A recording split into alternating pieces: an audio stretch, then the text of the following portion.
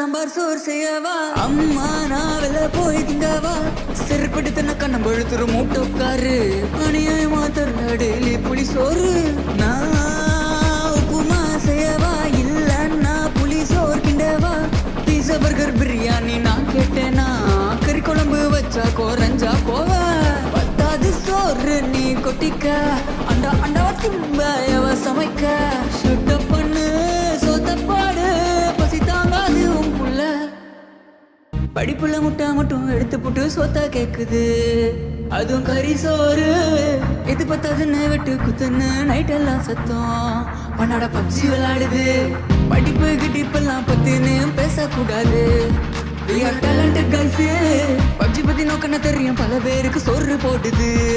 We are gamer boys Koppa வந்தா போதும் மகனே செப்பல் பறக்கும் மூஞ்சுக்கு